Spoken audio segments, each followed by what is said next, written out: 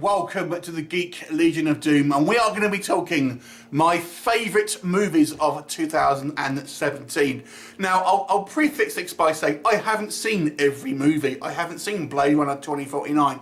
I haven't seen Dunkirk, so if there are omissions that you feel are not warranted, bear in mind they might not have just not seen them. And also, I'm not saying these are the best films. These are ones I have personally enjoyed the most. So now, if you watch this channel, you'll know I kind of watch like quite a lot of kind of indie movies, horror movies, stuff like that. So it's a mix of kind of blockbuster and independent movies. So let's get on with it.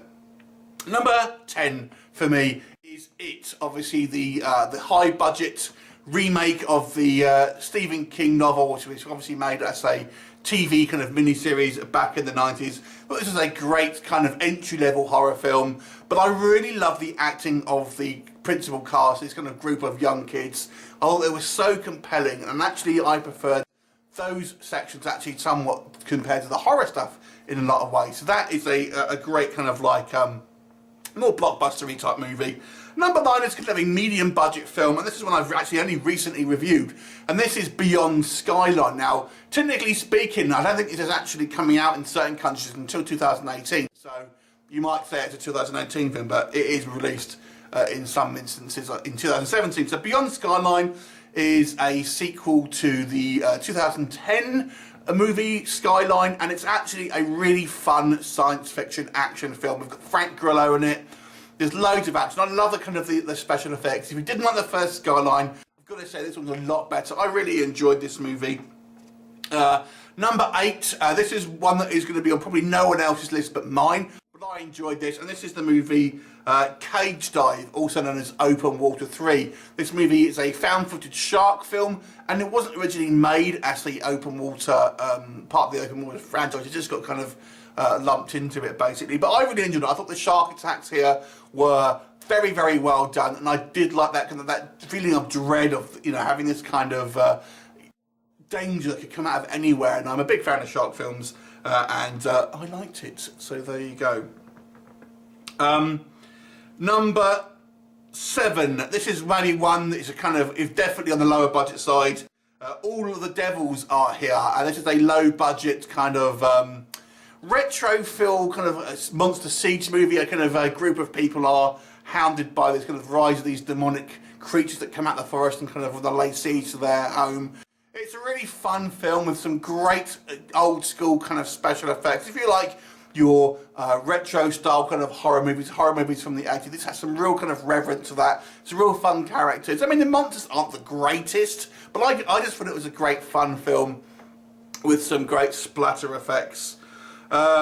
Number 6, this is going to be another blockbustery type film, Jumanji, Welcome to the Jungle, a kind of sequel to obviously the Robin Williams film. I really enjoyed this film. I really thought it was a fun movie, and with some really great comedy. I mean, obviously a lot of the marketing centered around The Rock, but I thought Jack Black in this film absolutely stole it. All of his lines were great, and I loved his kind of interplay with Karen Gillan's character as well. I thought it was a really good movie, and I really enjoyed it, so looking forward to seeing that one again, actually. Number 5, a zombie movie, It Stains the Sand Red.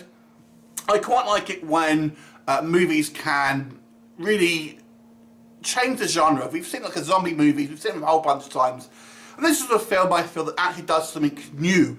It's really only got really one zombie for the majority of the movie, but it really kind of tells the story of a woman who is in a predicament, having to walk across the desert, being trounced by a zombie who doesn't get tired, who doesn't need kind of water and stuff like that, and it's up to kind of her to try and find a way to kind of get out of this situation. And it's an interesting character study as well.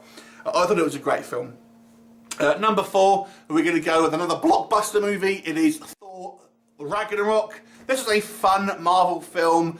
Again, I kind of like the humour. I mean, humour's a funny thing. I didn't like it in Star Wars, but I liked it in this film. So I felt this film was better suited for it. And Thor is a character that kind of should embrace this kind of humour, and it works best when he does. And it has some, you know, some really kind of fun visuals. I love the kind of the colour palette and the soundtrack and the action sequences. And I'm a big fan of the kind of the Hulk in the MCU. And to have him actually have a few more lines and stuff like that, I thought was really good. Number 3, this is one of my all-time favourite films, I think now. 68 Kill, and this is a kind of a crime movie, and it's about this kind of hapless guy that has this beautiful girlfriend who is a complete psychopath that ends up going on a kind of a downward spiral into various kind of femme fatales and misadventures. It's a great dark comedy. If you like horror films, it's not really a horror, but I would say there are some horror elements. There's a serial killer element to it. There are some kind of quite violent deaths in it, torture scenes. So although I would say it kind of is more along the lines of kind of true romance and maybe even a little bit of kind of Tarantino, I would feel if you are a horror fan, you want to check it out. But if you just like action films, crime films, definitely check out 68 Kill, because it is an absolute barrel of laughs. Number 2 for me is, I'm shooting on this one a little bit, and this is 47 Meters Down. Now I actually saw this in 2016 when it was released as In the Deep, but that got pulled straight away. It was only available for about a week, and so it was then officially released as 47 Meters Down in 2017. So I'm counting it as a 2017 movie, and this is honestly one of the best shark films I've seen. I know it has been somewhat divisive, but I loved it. The sense of tension in this film is so good, because you just don't, there's so many things that go wrong with these two women that get stuck in a kind of a diving cage at the ocean floor. It's not just the sharks, it's kind of running out of air, it's being stuck in this cage, it's kind of, are the boats still there, or are they buggered off?